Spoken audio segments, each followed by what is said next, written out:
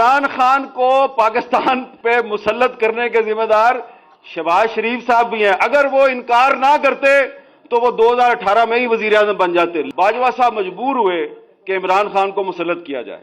हर कोई U turn लेता है। आप कहते हैं सिर्फ इमरान खान यू टर्न लेता है, मैं कहता हूं कि आप सारे यू टर्न लेते हैं, लेकिन वो तो बहुत ही ज्यादा लेता है, कभी कभी आप भी ले लेते हैं। सबसे पहले हमें सच बोलना पड़ेगा। सच सिर्फ इमरान खान के बारे में नहीं बोलना। ना मुस्लिम लीग नून में जमहूरियत है, ना पीपल्स पार्टी में जमहूरियत है, ना तहरीक इंसाफ में जमहूरियत है। साद रफीक साहब, मैंने आपको 3 नाम बता दिए, कमर जवेद बाजवा साहब, नवीद मुख्तार साहब, जनरल फैज साहब। कि खुश ना हो आप, ये कोई अच्छी चीज नहीं है। ये सब की आएंगी, एक की नहीं आएगी, ये सब की आएंगी। इस हमाम में सारे ही नंगे हैं। ख्वाजा मोहम्मद रफीक साहब की बरसी पे अगर आपने सच बोलना है तो सच ये है कि आज पाकिस्तान में जमहूरियत इसलिए कमजोर है कि आपने पाकिस्तान के जमहूरी इदारों को और पाकिस्तान की सियासत को जागीरदारों और सरमायादारों की लौंडी बना दिया। और कायदे-ए-आज़म मोहम्मद अली जिन्नाह जिन्होंने पाकिस्तान बनाया, ना सरमायादार थे ना जागीरदार थे। अल्लामा इकबाल जिन्होंने पाकिस्तान का तस्वुर पेश किया, ना सरमायादार थे ना जागीरदार थे। तो ये एक लोअर मिडिल क्लास और मिडिल क्लास की लीडरशिप जो है उसने पाकिस्तान बना के दिया और पाकिस्तान पे कब्जा कर लिया जागीरदारों ने, सरमायादारों ने और फौजी डिक्टेटरों ने। तो ये जो फौजी डिक्टेटर होता है, ये जब भी जमहूरियत का तख्ता उलटता है तो इसको जो सबसे पहले जो इसको इत्तेहादी मिलता है वो बड़े बड़े जागीरदार होते हैं और बड़े बड़े सरमायादार होते हैं। तो इसलिए फिर यू टर्न आ जाता है पाकिस्तान की सियासत में। हर कोई यू टर्न लेता है। आप कहते हैं सिर्फ इमरान खान यू टर्न लेता है, मैं कहता हूं कि आप सारे यू टर्न लेते हैं, लेकिन वो तो बहुत ही ज्यादा लेता है, कभी कभी आप भी ले लेते हैं। ठीक है ना। और अब मैं यू टर्न की उसकी बहस में नहीं जाऊंगा कि आपने कितने लिए और उसने कितने लिए, लेकिन जो आपने ख्वाजा साहब बात की उसके बारे में, वो बात आपने बड़ी दुरुस्त की। वो मुझे इसलिए पता है कि अगर आप बुरा ना मनाए तो मैं ये भी बता दूं, ये ख्वाजा साद रफीक साहब इमरान खान को बड़ी अच्छी तरह जानते हैं। एक दफा जब सच बोलने के जुर्म में मुस्लिम लीग नून ने ख्वाजा साद रफीक साहब के खिलाफ एक कार्रवाई की और इनकी रुकनियत को मुअत्तल कर दिया, तो इमरान खान साहब ने फौरन इनको ऑफर की कि आप तहरीक इंसाफ में आ जाओ और मेरी पार्टी के मरकजी सेक्रेटरी जनरल बन जाएं। लेकिन ख्वाजा साद रफीक साहब ने इन्होंने अपनी मखसूस मुस्कुराहट के साथ इनकार कर दिया।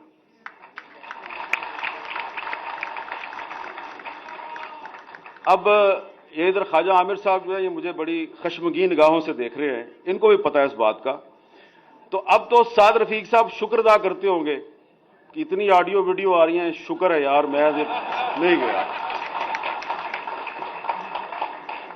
लेकिन ये बात आपको बता दूं कि खुश ना हो आप, ये कोई अच्छी चीज नहीं है। ये सब की आएंगी, एक की नहीं आएगी, ये सब की आएंगी। इस हमाम में सारे ही नंगे हैं। कोई जागीरदार, सरमायादार, ये क्लास ही ऐसी है। ये क्लास जो है ना, ये आप लोगों को समझ नहीं आएगी। आपका ताल्लुक उस क्लास से नहीं है, आप इस क्लास के कल्चर को नहीं समझते। एक और भी यहां पे बार बार बात हो रही है, सरदार याद सादिक साहब ने भी कहा कि उनके सीने में बड़े राज हैं। ये बार बार आप लोग कहते हैं जी इमरान खान को लाया गया और जो इमरान खान को लाया उसने पाकिस्तान के साथ बड़ी ज्यादती की। बिल्कुल ज्यादती की, लेकिन कभी आपने सोचा है कि इमरान खान को क्यों लाया गया है? जी ज़हीम कादरी साहब बड़ी जोर दी सिर लाया तुसी। इमरान खान को क्यों लाया गया? अब मैं आपके सामने एक सच्चाई जिसकी कोई तरदीद नहीं कर सकता वो मैं लेके आता हूं आपके सामने। इमरान खान को इसलिए लाया गया कि इसको लाना नहीं था। यह बात दुरुस्त है कि जनरल पाशा साहब जो है उन्होंने 2011 से काम शुरू किया था, लेकिन 2018 में इमरान खान को नहीं लाना था। 2018 के इलेक्शन से कुछ हफ्ते पहले एक मीटिंग थी। उस मीटिंग में थे जनरल कमर जवेद बाजवा साहब, उस वक्त के DGISI जनरल नवीद मुख्तार साहब और उस वक्त के DGC जनरल फैज साहब। और उस मीटिंग में बुलाया गया, पता है किसको? शहबाज शरीफ साहब को। और शहबाज शरीफ साहब को बुला के ये कहा गया जी, पूछा गया, ये बताएं जी कि अगर आप मुल्क के वजीर आजम बन जाएं तो आपकी कैबिनेट में कौन कौन होगा? उन्होंने कहा जी कैबिनेट में वही होगा जिसके बारे में पार्टी जो है वो फैसला करेगी और जिसके बारे में नवाज शरीफ साहब बताएंगे। उन्होंने कहा अच्छा आपका जो वजीर खजाना और वजीर खारजा वो कौन होगा? उन्होंने कहा जी पार्टी फैसला करेगी और नवाज शरीफ साहब बताएंगे। उन्होंने कहा अच्छा ये बताएं कि अगर हम आपको ये कहें कि आपने हर काम नवाज शरीफ से पूछ के नहीं करना तो ये कैसा रहेगा?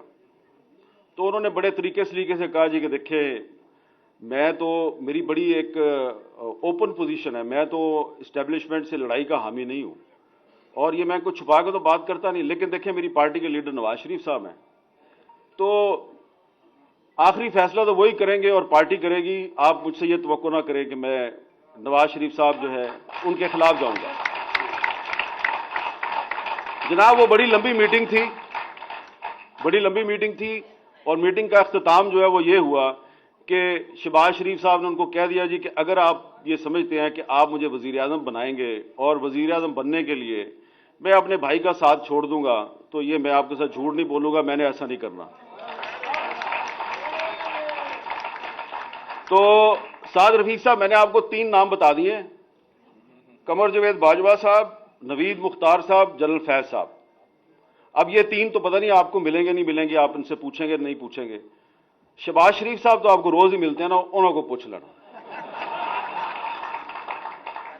तो आप जो बार बार हर तकरीर में ये कहते हैं कि इमरान खान को जो लेके आए वो बड़े गलत लोग थे, और बिल्कुल गलत किया उन्होंने, लेकिन इमरान खान को पाकिस्तान पे मुसल्लत करने के जिम्मेदार शहबाज शरीफ साहब भी हैं। अगर वो इनकार ना करते तो वो 2018 में ही वजीर आजम बन जाते, लेकिन उन्होंने इस दौर में औरंगजेब आलमगीर और दारा शिकोह की जो कहानी है कि भाई को भाई से लड़ाने की जो कहानी है उसको रिपीट करना मुनासिब नहीं समझा, भाई की पीठ में खंजर घोंपना मुनासिब नहीं समझा।